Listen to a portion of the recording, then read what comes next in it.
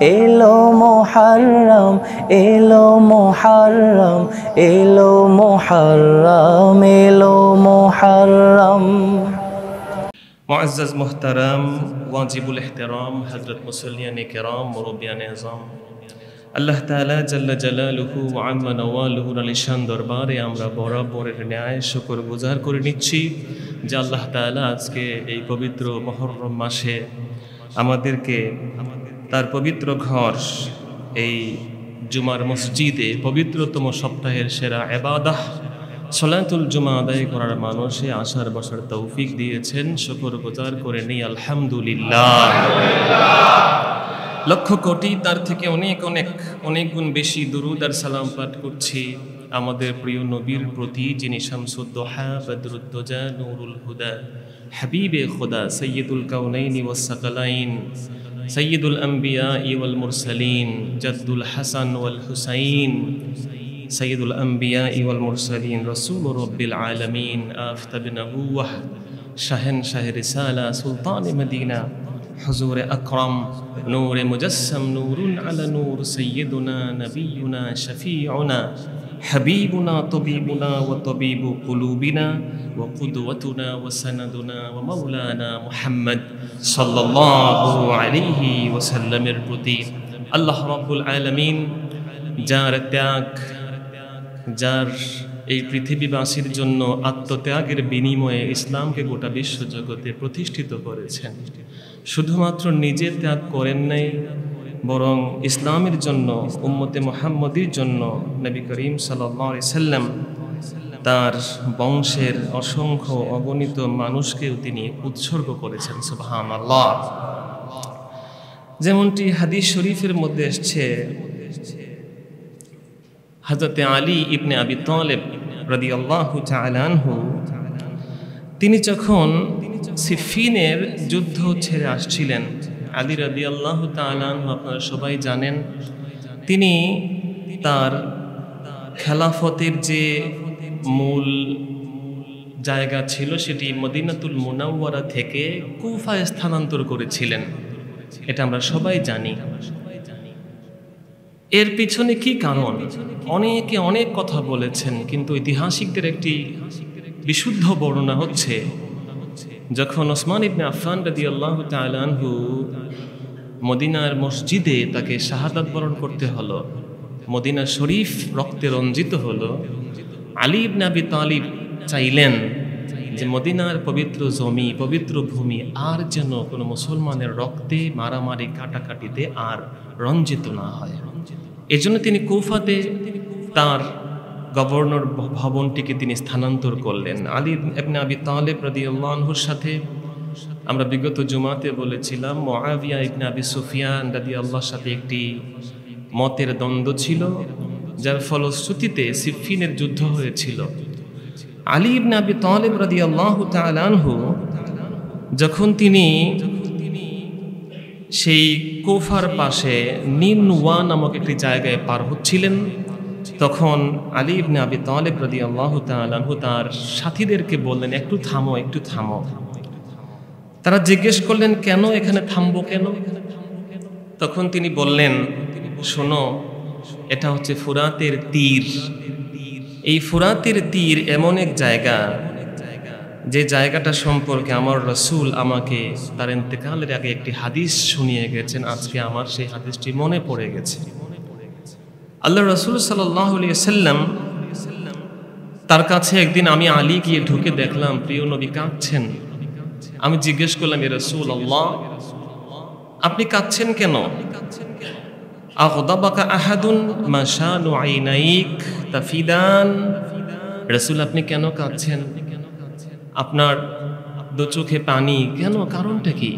আপনাকে কেউ কি রাগান্বিত করেছে? কেউ কষ্ট দিয়েছে?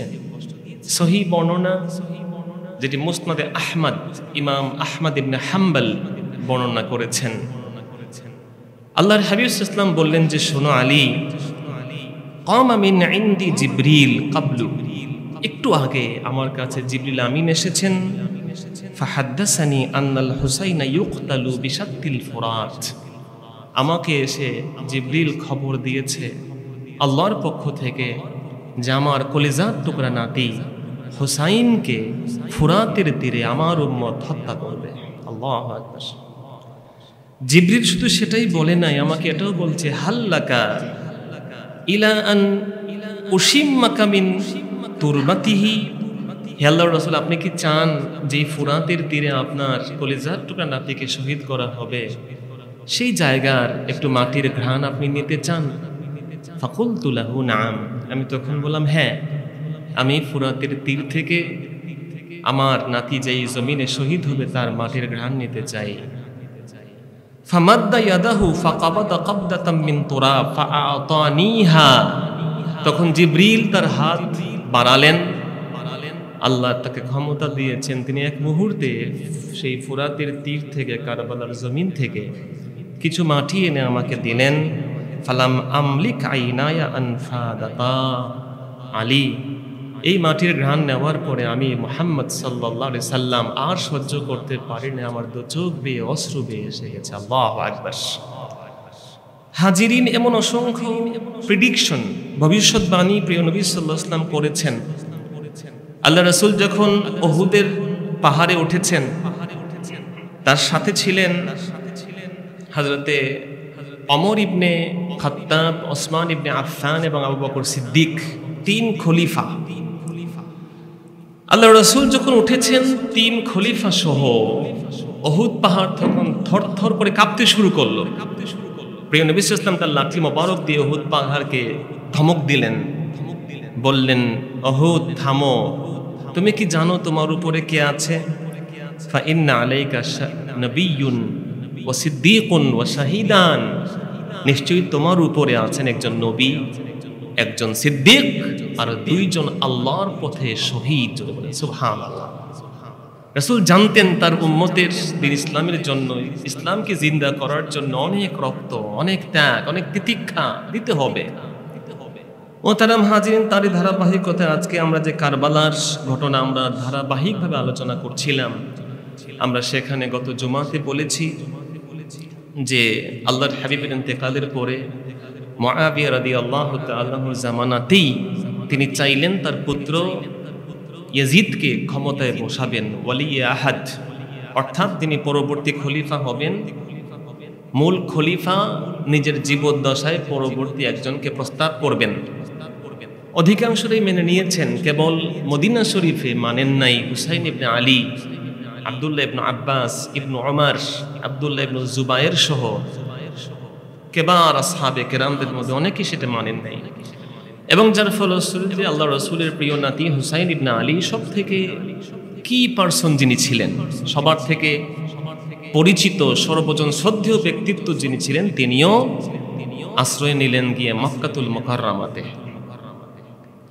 এবং ঠিক সেই সময় কুফা থেকে হুসাইন ইবনে আলী রাদিয়াল্লাহু তাআলা আনহুর কাছে অনবরত চিঠি আসতে লাগলো যে আমরা শুনতে পেরেছি আপনি বায়াত নেন নাই, আমরা কুফাবাসী প্রস্তুত আছি, আপনি আসলে আপনার সাথে হয়ে আমরা ইয়াজিদের বিরুদ্ধে প্রয়োজনে জিহাদ করব।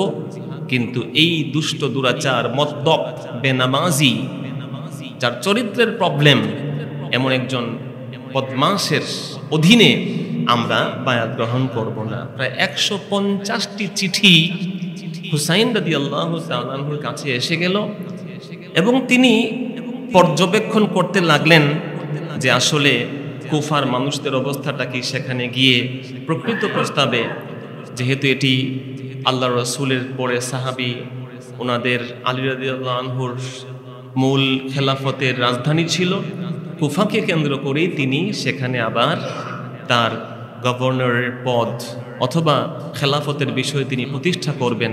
যেই খেলাফতকে দাফন করে দিয়েছে ইয়াজিদ, মুলকিয়াত বা রাজতন্ত্র, এই রাজতন্ত্রে পরিণত করেছে খেলাফতকে, আবার তিনি আলা মিনহাজিন নবুওয়াহ, নবুয়তের আদলে তিনি ফিরিয়ে আনবেন।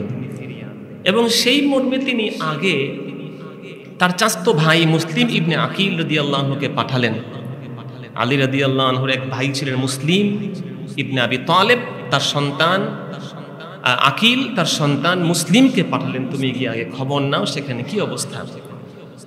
মুসলিম ইবনে আকিল রাদিয়াল্লাহু আনহু যখন কুফাতে আসলেন, সাথে সাথে অল্প অল্প করে মুসলিম ইবনে আকিলের হাতে প্রায় 18,000 মানুষ হুসাইন রাদিয়াল্লাহু আনহুর নামে বায়াত গ্রহণ করলেন।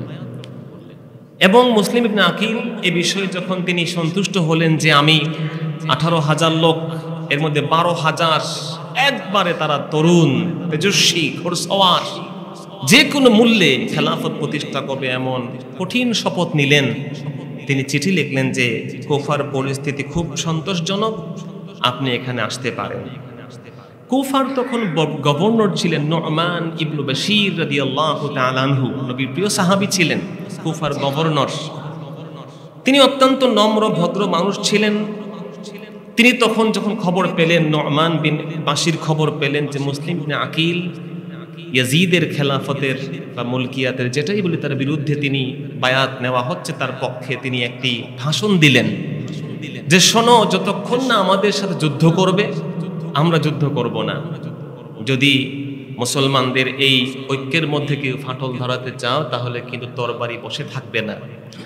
সেই সময় আব্দুল্লাহ ইবনে মুসলিম নামে এক ব্যক্তি, কুফার নাগরিক, সে বলে উঠল, হে নু'মান বিন বাশির, তুমি যে কাজ করছো এটা হচ্ছে মাসলাকুল মুস্তাদআফিন, এটা দুর্বলদের বক্তব্য। তোমার এই বক্তব্য শুধু বক্তব্যই, এর মধ্যে কোনো শাসন নাই, এর মধ্যে কোনো ভয় নাই। নু'মান বিন বাশির সেদিন বলেছিলেন, লা আন আকুনা মিনাল মুস্তাদআফিনা ফি তাআতিল্লাহ আহাব্বা ইলাইয়া মিন আন আকুনা মিনাল আকওয়াইজ জালিমিন। শোনো, আমি নবীর সাহাবী বলছি, একদিকে ইয়াজিদ, অন্যদিকে নবীর প্রিয় সাহাবী, নবীর প্রিয় নাতি হুসাইনের পক্ষ থেকে বায়াত নেওয়া হচ্ছে। আমি দুর্বল হব, দুর্বল হয়েও সত্যবাদীদের সাথে থাকবো, এটা আমার কাছে প্রিয় সবল হয়ে অন্যায় করার থেকে। সুবহানাল্লাহ। সবল শক্তি দেখাবো অন্যায়ের পক্ষে।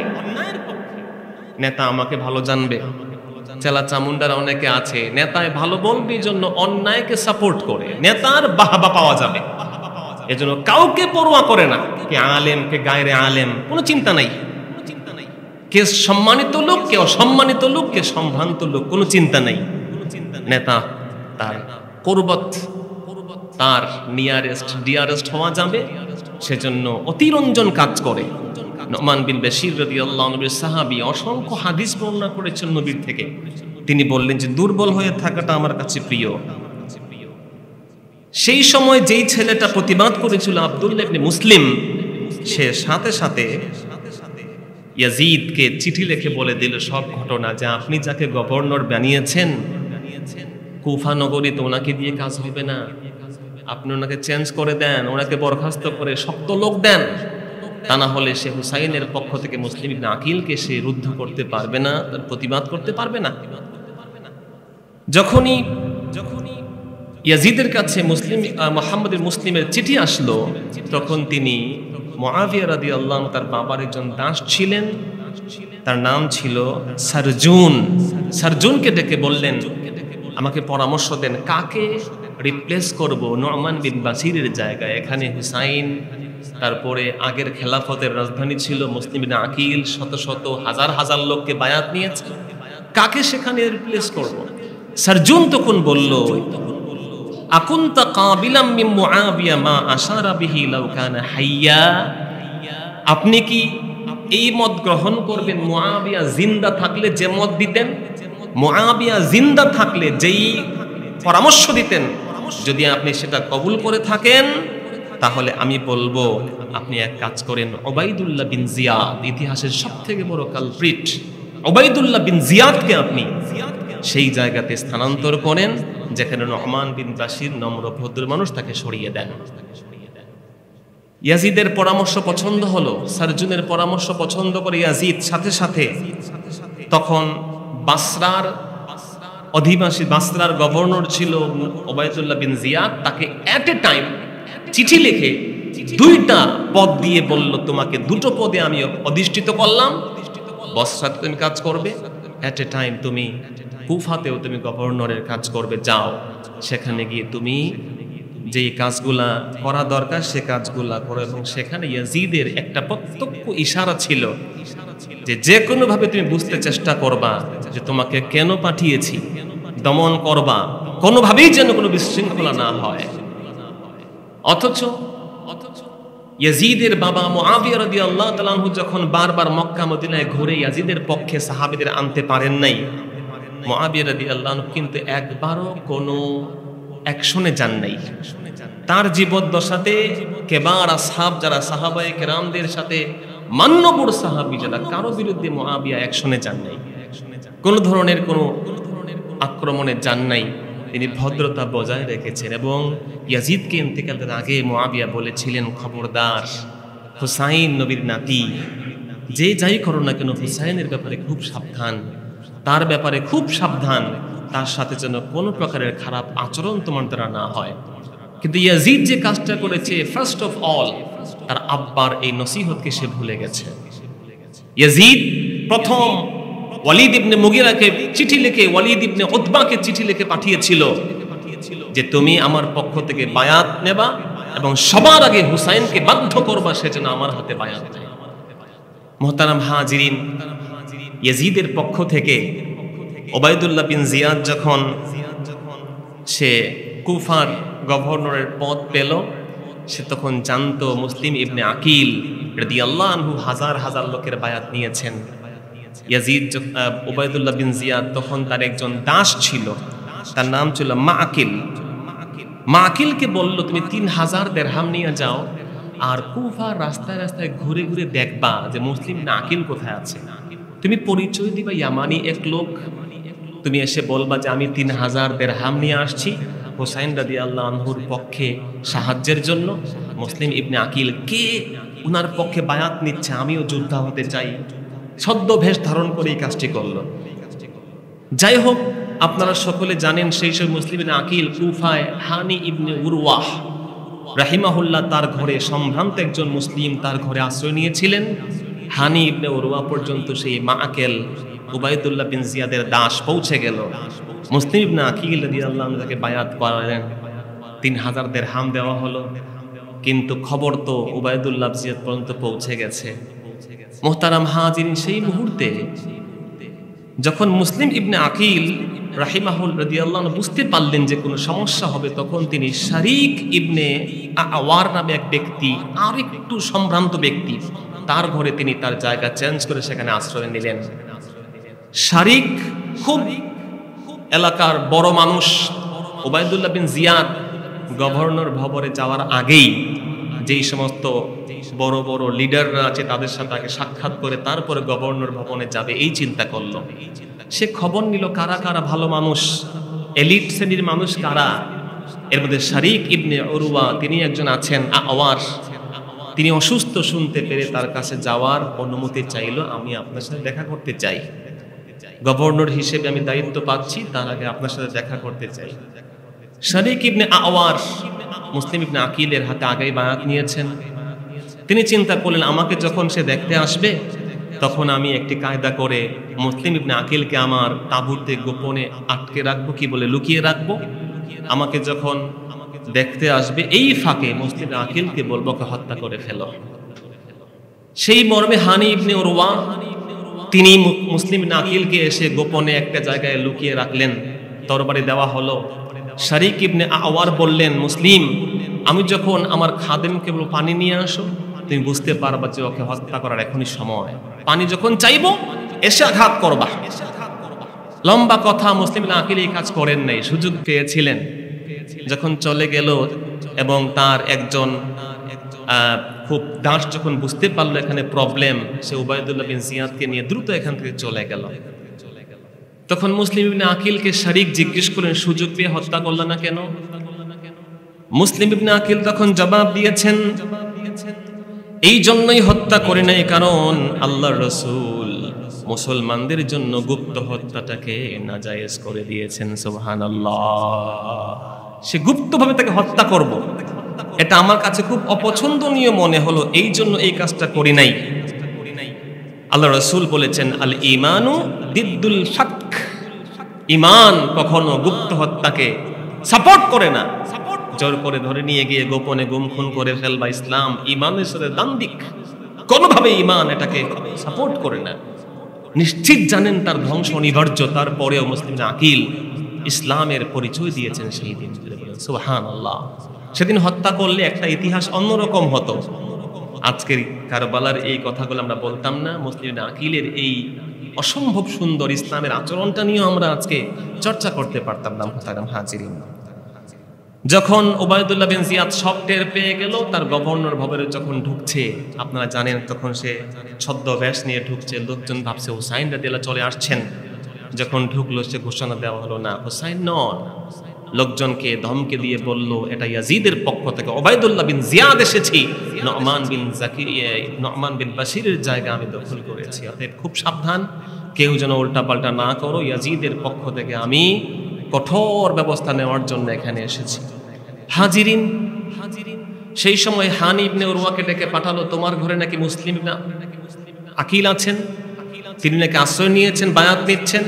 হানি তখন বললেন যে না, মুসলিম আকিল কোথায় আছে আমি জানি না। ঠিক সেই সময় ওই মাআকেল, যেই দাসটাকে সে পাঠিয়েছিল ছদ্মবেশে, তাকে হাজির করা হলো। হানি ইবনে উরওয়া বুঝতে পারলেন যে এখন আর অন্য কথা বলার কোনো সুযোগ নেই। তিনি বললেন, হ্যাঁ ছিল আমার কাছে, একথাও সত্য, এখন সে কোথায় আছে আমি জানি না। মুসলিম ইবনে আকিল আমার থেকে, শারিক ইবনে আওয়ার থেকে বের হয়ে অন্য কোথাও চলে গেছেন। মুহতারাম হাজিরিন, হানি ইবনে উরওয়া যখন এই বিতর্ক করছেন, ওবায়দুল্লাহ বিন জিয়াদ তাকে খুব প্রহার করলো, নাকে এমন ঘুষি মেরেছে, নাক ভেঙে গেছে, চিৎকার দিয়েছেন। ঠিক সেই সময় প্রায় 4000 সৈন্য, যারা হানি ইবনে উরওয়ার পক্ষে, হুসাইনের পক্ষে, মুসলিম আকিদের পক্ষে, খেলাফতের পক্ষে, তারা বাহিরে গভর্নর ভবনকে ঘেরাও করে ফেললেন। ওবায়দুল্লাহ বিন জিয়াদ চতুর মানুষ, বুঝতে পারলো বিপদ আছে। সে তখন কাজী সুরাই নামে একজন বড় বিচারক ছিলেন, তাকে বাধ্য করলো, গিয়ে বলেন, আপনাকে সবাই বিচারক হিসেবে শ্রদ্ধা করে, আলীও আপনাকে শ্রদ্ধা করতেন। আলীর সাথে একটা বিচারের ফয়সালা সুরাই বিচারটাই দিয়েছেন। আলী বলছেন, আমার বর্ম ইহুদির কাছে, ইহুদি বলে আলীর বর্ম এটা না, এটা আমার বর্ম। দুজনে নিয়ে মামলা হলো। আলী বললেন, এটা আমার। সুরাই বললেন, আলী এটা আপনার, প্রমাণ কি? আলী বলেন, আমার 2 পুত্র প্রমাণ দিবে। সুরাই বলেন, না, ইসলাম পিতার পক্ষে পুত্রের সাক্ষী গ্রহণ করে না, আমার দাস দিলে কাজ হবে না। আলী রাদিয়াল্লাহু আনহু বললেন, ঠিক আছে, দলিল আমার নাই, ইহুদিকে দিয়ে দাও, বিচার মেনে নিলাম। সুবহানাল্লাহ, জোর করে নিতে পারতেন, নেন নাই। ইহুদি তখন তাকে বলা হলো, ইসলাম বলছে আল বাইয়িনাতু আলাল মুদ্দাঈ ওয়াল ইয়ামিনু আলা মান আনকার, দলিল দিবে যিনি দাবি করবে, মামলা যে করবে বাদী, সে এভিডেন্স প্রুফ যা আছে কোর্টে হাজির করবে, আর যিনি বিবাদী তিনি কসম করবেন, আল্লাহর কসম এটা আমি করি নাই, বা এটা আমার। ইহুদি তুমি কসম করো এই বর্মটা তোমার, এটা তোমার হয়ে যাবে। অবাক করা বিষয়, ইহুদি সেই দিন এমন এক কসম করলো, কাজী সুরাই অবাক হয়ে গেলেন। ইহুদি সেই দিন ওয়াল্লাহি এটা আমার মাল, সে কথা বলে নাই, সে তখন বলল, ওয়াল্লাহি আশহাদু আল্লা ইলাহা ইল্লাল্লাহু ওয়া আশহাদু আন্না মুহাম্মাদান আবদুহু ওয়া রাসূলুহু, সাক্ষ্য দিচ্ছি আল্লাহ ছাড়া কোনো ইলাহ নাই, আরো সাক্ষ্য দিচ্ছি মুহাম্মদ সাল্লাল্লাহু আলাইহি সাল্লাম আল্লাহর নবী এবং রাসূল এবং আল্লাহর বান্দা। সুরাই বললেন, সাক্ষ্য দিবা কি, আর দিচ্ছ কি? সে বলল, আলীর জীবনী পড়েছি, নবীর জীবনী পড়েছি, তাওরাত জাবুরে নবী এবং সাহাবীদের যেমন দেখেছি, যেমন পড়েছি, আলীকে আমি তেমন খুঁজে পেয়েছি। আখিরি জামানার নবী যেমন হবেন, সাহাবীরা কেমন হবেন, এর চাক্ষুষ প্রমাণ আলী। জোর যার মূল্যক তার যখন সমাজে চলছে, আমাদের এই সমাজ যখন চলছে, সেই সময় আমরা সাহাবীদের জীবনী ইতিহাস পড়া দরকার। জীবন কয়দিনের, কবরে আমাদের সবাইকে যেতে হবে ভাই, মৃত্যু অনিবার্য, এটাকে কেউ এড়াতে পারবো না আমরা, বাট কর্মগুলো বেঁচে থাকবে। সুরাই গিয়ে বললেন, নো প্রবলেম, এই বাইরে যারা আসো 4-5 হাজার, গ্যাঞ্জাম করো না। হানি ভালো আছেন, কিছু বাক বিতনটা হয়েছে, চলে গেলেন। মুসলিম ইবনে আকিল যখন খবর পেলেন হানি গ্রেফতার হয়েছেন, তিনি বুঝতে পেরেছেন তার খবরটা ফাঁস হয়ে যাবে। তিনি প্রায় 12,000 সৈন্য নিয়ে তিনি তখন গভর্নর ভবনকে ঘেরাও করলেন। ওবায়দুল্লাহ তখন এই যে আগে যাদের সাথে পরিচয় হয়েছিল, বড় বড় এলিট শ্রেণীর লোকজন, এদেরকে ডাকলো, বউকে ডাকলো, বিবিকে ডাকলো, বিভিন্ন ভাবে ফুসলাইছে যে গভর্নরের সাথে মারামারি করে পারবা, এমন রাষ্ট্রদ্রোহী মামলা দিব জীবন বরবাদ হয়ে যাবে। ভীতি প্রদর্শন করতে করতে টাকা দিয়ে পয়সা দিয়ে কুফার জনগণকে কিনে নিল। কুফার মানুষগুলো কি আচরণটা নবীর নাতির সাথে, নবীর বংশের সাথে করেছিল ভাইরা, ইতিহাস তার সাক্ষী। তখন এই লোকজন আস্তে আস্তে বিবিদের প্ররোচনায়, মায়েদের প্ররোচনায়, আমাদের মতো আমরা যেমন মিছিলে মিটিংয়ে সব আগে আসি, আপনি আগে চলেন, পিছনে আসি আমরা, সময়কালে দেখা যায় কেউ পিছনে নাই। এই সিস্টেমে আস্তে আস্তে ভাগতে লাগলো লোকজন। 12,000 থেকে 4,000, 4,000 থেকে 500, 500 থেকে 300, 300 থেকে 30, সর্বশেষ মুসলিম ইবনে আকিল দেখলেন তার সাথে আর কেউ নেই, তিনি একলা। মুহতারাম হাজিরিন, তিনি সেখান থেকে চলে গেলেন, গিয়ে আশ্রয় নিলেন। সেই সময় তিনি বিলাল নামে এক ব্যক্তির ঘরে তার মা তাকে আশ্রয় দিলেন। বিলাল তাকে খুব যত্ন করলেন। মুসলিম ইবনে আকিল যখন সেখানে আশ্রয় নিয়েছেন, খবর নিয়ে পাওয়া গেল বেলালের ঘরে মুসলিম আশ্রয় নিয়েছেন, তাকে গ্রেফতার করা হলো। গ্রেফতার করে যখন নিয়ে যাওয়া হচ্ছে, 80 জন ঘোড়সওয়ার, 80 জন অশ্বারোহী মুসলিম বিন আকিলকে আক্রমণ করেছে। একাই তাদের সাথে ফাইট করেছেন। শেষমেশ আহত অবস্থায় তাকে ধরা হয়েছে। সেই সময় তাকে আমর ইবনে হুয়াইরিস নামে এক ব্যক্তি বলল, আমি তোমাকে আমানত দিচ্ছি, তোমাকে কিচ্ছু করব না, আত্মসমর্পণ করো। যখনই আত্মসমর্পণ করলেন, তার তরবারি কেড়ে নেওয়া হলো। মুসলিম বিন আকিল বুঝতে পারলেন তরবারি আত্মরক্ষার অন্তত একটা অস্ত্র যখন কেড়ে নেওয়া হচ্ছে, তার মানে আমানত উঠিয়ে নেওয়া হয়েছে। তিনি কাঁদতে লাগলেন। একজন বলে উঠলে, এত যন্ত্রণা করে কাঁদছো কেন? কান্নার কারণ কি? তোমার তো কান্নার অধিকার নাই। মুসলিম ইবনে আকিল সেদিন বললেন, খোদার কসম করে বলে আমি নিজের জন্য কাঁদছি না, বরং আমি কাঁদছি ওই কথা চিন্তা করে, আমার চিঠি তো হুসাইনের কাছে পৌঁছে গেছে। কুফার লোক হুসাইনের সাথে কি আচরণ করবে সেই কথা চিন্তা করে আমি কান্না বন্ধ করতে পারি না। আর আমার সাথে আজকে যে আচরণ হচ্ছে, হুসাইন রাদিয়াল্লাহু এখানে আসলে তার সাথে একই আচরণ করা আমি বুঝতে পেরেছি। মুহতারাম হাজিরিন, সেই সময় তিনি পানি পান করতে চাইলেন, পানি পান করতে দেওয়া হলো না। একজন বদদুয়া দিল, তুমি পানি পান করবে না, জাহান্নামে যাবা। জোরে বলেন নাউযুবিল্লাহ। তিনি তখন শেষ পর্যন্ত একটা রুমাল, একটু পানি আনা হলো। মুসলিম ইবনে আকিল রাদিয়াল্লাহু এত রক্তাক্ত, শরীর থেকে রক্ত ঝরছে, পুরো পানি পান করতে পারেন নাই। শেষমেশ যখন পানি পান করছেন, হাদিস বলছে তার একটি দাঁত মোবারক সেই সময় ওই পানির সাথে পাকড়ে খসে পড়ে গেল। তিনি তখন বলেন, আহা, এতটুকু রিজিকও তো আমার আছে, আমি জানি না আমার ভাই, আমার হুসাইনের জন্য আল্লাহ কি ভাগ্যে রেখেছেন। আল্লাহু আকবার। সেই সময় তিনি মুহাম্মদ বিন আশওয়াস নামে এক ব্যক্তিকে বললেন, শোনো মুহাম্মদ বিন আশআস, আমার জীবনে একটা শেষ ওসিয়ত হচ্ছে যে তুমি আমার পক্ষ থেকে হুসাইন রাদিয়াল্লাহুকে পাঠিয়ে দিয়ে বলবা যেন তিনি কোনোভাবেই কুফাতে না আসেন। পরিস্থিতি তার অনুকূলে না, বরং প্রতিকূলে চলে গেছে।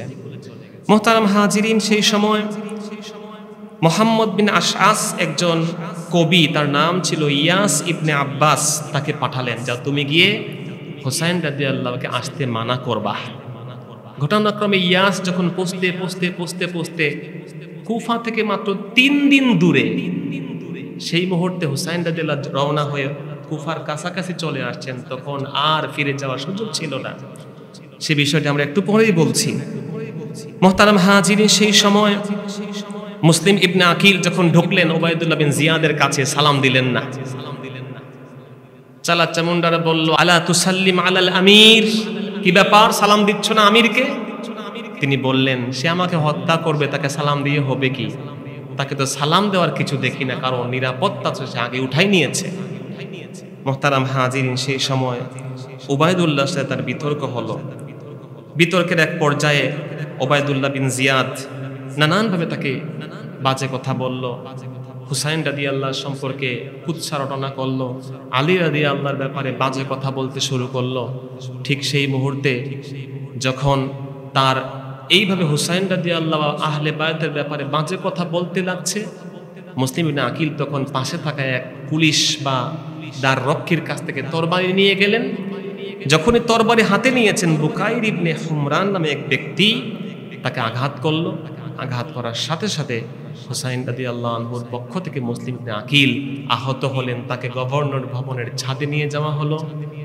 সেখানে তাকে মস্তক গভর্নর ভবনের পাশ থেকে ধাক্কা দিয়ে ফেলে দেওয়া হলো বডিটা, এবং আপনার হানি ইবনে ওরওয়া যিনি তাকে আশ্রয় দিয়েছিলেন তাকেও শুলে চড়িয়ে আশপাশে ঝুলিয়ে রাখলো বাজারে রাস্তাঘাটে, এবং বুঝাইতে চেষ্টা করলো যে কেউ যদি আর বিদ্রোহ করে তাদের পরিণতি কি হবে, সেই বিষয়টি সে কিন্তু গোটা জগৎবাসীকে বা গোটা কোফাবাসীকে বুঝাই দিতে শুরু করলো। শুধু তাই না, তাদের মাথা মোবারক দুটোকে কেটে নিয়ে সে ইয়াজিদ ইবনে মুআবিয়া, তিনি দামেশকে তখন মূল খলিফা দাবি করেছেন, তার কাছে পাঠানো হলো।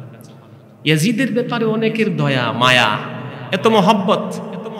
আমাদের কিছু ভাইয়েরা তারা সহি হাদিস করেন, আপনারা তাদেরকে চেনেন, তাদেরকে দেখলে আমার কষ্ট লাগে। এরা মেইন স্ট্রিমের মুসলমানদের বিপক্ষেই ফাতোয়া যা পায় ওইটাই ফলো করে।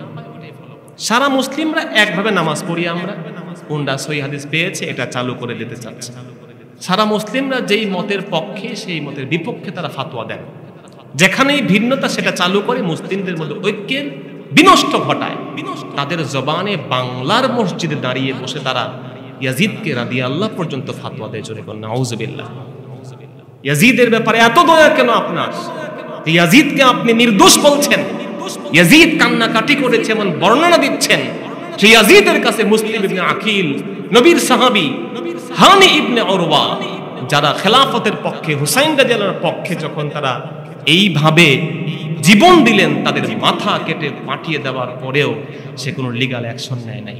নোমান বিন বাশিরকে খেলাফত থেকে, গভর্নর থেকে পদচ্যুত করেছিল। মদিনার গভর্নর ওয়ালিদ ইবনে উতবাকে বরখাস্ত করে সাঈদ ইবনে আমর ইবনে আসকে সেখানে খলিফা বানিয়েছে, কি বলে গভর্নর বানিয়েছে। সে যদি রাজি না থাকতো, সে যদি খুশি না থাকতো, তাহলে অবশ্যই সে উবাইদুল্লাহ বিন জিয়াদকে সাথে সাথে বরখাস্ত করতো এবং কঠিন আচরণ করতে তোমাকে আদেশ করি নাই। হাজিরিন, তার মানে উবাইদুল্লাহ বুঝতে পেরেছে কোন কাজ করলে মনই খুশি হবে। চেলা চামুন্ডারা বুঝে কোন কাজ করলে নেতা খুশি হবে। মামলা হামলা করলে নেতা কোনটা করলে খুশি হবে বুঝতে পারে, সেই কাজ সে করেছে নেতা আর খুশিকে হাসিল করার জন্য। অতএব কোনো সন্দেহ নাই, ইয়াজিদের প্রচন্ড আগ্রহ ছিল, প্রচন্ড ইন্টারেস্ট ছিল যে হুসাইন রাদিয়াল্লাহু আনহু শাহাদাত হোক, তিনি শহীদ হন, তাকে হত্যা করা হোক, এবং তার সাথে যারাই অকাত্যতা পোষণ করবে তাদের বিরুদ্ধে আক্রমণ করা হোক। এই চিন্তায় ভাবনা তার ছিল। মুহতারাম হাজিরিন, অতএব খুব সাবধান থাকবেন যারা এমন ইয়াজিদ প্রেমী আছে, ইয়াজিদের ব্যাপারে রাদিয়াল্লাহু আনহু শব্দ পর্যন্ত প্রয়োগ করে, যারা বলতে চায় হুসাইন বোকা মানুষ ছিলেন। চলে বলেন নাউজুবিল্লাহ। সব সাহাবীরা বুঝিয়েছেন হুসাইন আপনি মক্কায় থেকে যান। হুসাইন বলেছেন না, মক্কায় থাকবো না। মক্কা ছেড়ে যাওয়ার অনেকগুলো কারণ হুসাইন রাদিয়াল্লাহু ছিল। একটা বক্তব্য তিনি নিজে পরিষ্কার করেছিলেন, তিনি বলেছেন এই মক্কা থেকে পৃথিবীর অন্য যে কোনো জমিনে গিয়ে শহীদ হয়ে যাব, তার থেকেও আল্লাহ যেই মক্কাকে হারাম করেছেন, মক্কার জমিনকে আমি হুসাইন মুসলমানদের রক্তে আর রঞ্জিত হতে দিব না। হাজিরিন, হুসাইন রাদিয়াল্লাহু তাআলা আনহু তার পক্ষ থেকে মুসলিম এবং সেই সময় আপনার হানি ইবনে ওরওয়া রাদিয়াল্লাহু রাহিমাহুমুল্লাহ দুজন শহীদ হয়ে গেলেন। হুসাইন রাদিয়াল্লাহু তাআলা এদিকে আগের ওই কুফার ঘটনা কিছুই তিনি জানেন না, তিনি রওনা হবেন কুফার দিকে। টেনশন করছেন, চিন্তা করছেন। সাহাবীদের মধ্যে অনেকে বাধা দিয়েছেন, এমনকি আব্দুল্লাহ ইবনে আব্বাস রাদিয়াল্লাহু আনহু এমন একটা কথা বলেছেন, তিনি বলেছেন শুনেন আমার ভাতিজা, আল্লাহর কসম করে বলি আপনি আল্লাহর ওয়াস্তে কুফার দিকে যায়েন না।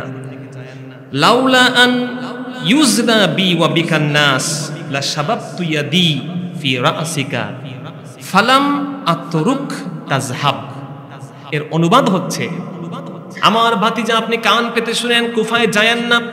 কুফার মানুষ আপনার বাবার সাথে আপনার ভাইয়ের সাথে খারাপ আচরণ করেছিল। যদি এটা খারাপ না দেখাতো হুসাইন, আপনি সম্মানিত ব্যক্তি, যদিও আপনি আমার ভাতিজা, তা না হলে আমি আপনার চুল ধরে আটকে রাখতাম, কুফায় যেতে দিতাম না। কিন্তু জিনিসটা, দৃশ্যটা খারাপ দেখাবে, এই জন্য আমি আপনার চুল ধরে আপনাকে আটকালাম না, কিন্তু এতটুকু বোঝাতে চেষ্টা করছি আপনি যায়েন না। হাজিরিন, আলটিমেটলি আপনারা জানেন হুসাইন রাদিয়াল্লাহু আনহু কুফায় গিয়েছেন। শাহাদাত বরণ করেছেন। আমরা ইনশাআল্লাহ আগামী জুমাতে সে বিষয়ে ইনশাআল্লাহ কথা বলবো। আল্লাহ তাআলা যেন আমাদেরকে বুঝার তৌফিক দেন। যদি কোনো আমিন। ইয়াজিদের ব্যাপারে সাবধান যেন আমরা থাকি। এই মুহররম মাস আসলে ইয়াজিদের বন্ধনা একদল ভাইরা করেন, তার থেকে সাবধান থাকবেন। ইয়াজিদ প্রেমী যারা, ইয়াজিদকে যারা মহব্বত করে, তাদের ব্যাপারে খুব সাবধান থাকবেন। কারণ শুধুমাত্র মুসলিম ইবনে আকিল আর হানি বিন উরওয়ার মাথা মোবারক ইয়াজিদের কাছে পাঠানো হয় নাই। ইতিহাস বলছে ইয়াজিদের কাছে ইমাম হুসাইন রাদিয়াল্লাহু আনহুর মস্তক মোবারক পাঠানো হয়েছিল, কিন্তু সেই দিন সে কিন্তু কোনো প্রতিবাদ করে নাই, বরং মৌন সম্মতি দিয়েছে।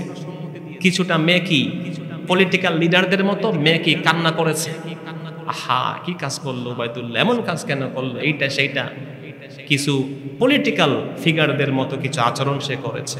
এই একটা কান্না দিয়া ইয়াজিদের কোনোভাবে বন্ধ না করার সুযোগ কোনো মুসলমানের নাই। তাকে লানত আপনি দেন বা না দেন, কাফের বলেন না বলেন, সেটা ভিন্ন বিষয়। আকসার আলেমরা ইয়াজিদকে কাফের বলেন নাই, কিন্তু আকসার আলেম ইয়াজিদের উপরে বা লানত দেওয়া জায়েজ বলেছেন। কেউ দেন নাই, লানত করেন নাই, ভৎসনা করেন নাই, কিন্তু লানত দেওয়া জায়েজ বলেছেন। যে যেই লোক মদিনাবাসীদেরকে পানি বন্ধ করে দিয়েছে, মদিনার হাজার হাজার পুরুষ এবং নারীদেরকে হত্যা করেছে, অসংখ্য অগণিত নারীদেরকে ধর্ষণের শিকার করেছে, মদিনার জমিনে আযানকে বন্ধ করেছে, মক্কায় মিনজানিক দিয়ে হামলা করেছে, সেই ইয়াজিদের পক্ষে সাফাই গাওয়ার মতো মুসলমান এই সমাজে আছে। এবং আফসোস, আমার ইয়াং অ্যাটেন্টিভ জেনারেশনকে এই সমস্ত ইয়াজিদ প্রেমীদের সাথে আপনাদের মহব্বত দেখে অবাক লাগে। আপনারা তাদের কাছে কিছু বক্তব্য শোনেন, কিছু সহিহ হাদিসের কথা একটু সুন্দর করে বলে আপনারা তাদের পক্ষ নেন। আমরা যখন আমাদের বক্তব্যগুলো তাহলিকভাবে বলি, তখন কমেন্ট একটা গালি মেরে দেন। রাসূল বলেছেন সিবাবুল মুসলিমি ফুসুকুন, মুসলমানের গালি দেওয়া ফাসিকি। এই সমস্ত খারিজিদের মতো কিছু আচরণ আজকে সমাজে চলছে। আল্লাহ তাআলা যেন আমাদের হাসর আল্লাহর হাবিবের কলিজার টুকরা নাতি হুসাইন রাদিয়াল্লাহর সাথে করেন। জোরে কোন আমিন। ইয়াজিদের সাথে যেন আমাদের সাক্ষাৎ না, ইয়াজিদের সাথে আমাদের বন্ধুত্ব না হয়। ইয়াজিদের প্রতি প্রেম ভালোবাসা থাকলে ওই ব্যক্তি মুসলমান দাবি করতে পারে বলে আমি বিশ্বাস করি না। এই জন্য হাজিরিন, আল্লাহ তাআলা আমাদেরকে বুঝার তৌফিক দিন ইনশাআল্লাহ। অনেক লম্বা কথা আমরা ইনশাআল্লাহ আগামী জুমাতে হুসাইন রাদিয়াল্লাহু আনহু কুফা থেকে কারবালা পর্যন্ত যাওয়া এবং সেখানে তার বিষয়ে তার যে ঘটনা ঘটেছে তার বিস্তারিত এবং ইয়াজিদ সম্পর্কে বিস্তারিত আলোচনা ধারাবাহিক পরবর্তী 1 বা 2 জুমা যেই কয়টা সময় লাগে আমরা করব ইনশাআল্লাহ। আল্লাহ তাআলা তৌফিক দিন, আমিন। ওয়া আখিরু দাওয়ানা আনিল হামদুলিল্লাহি রাব্বিল আলামিন। আসসালামু আলাইকুম ওয়া রাহমাতুল্লাহি ওয়া বারাকাতুহু।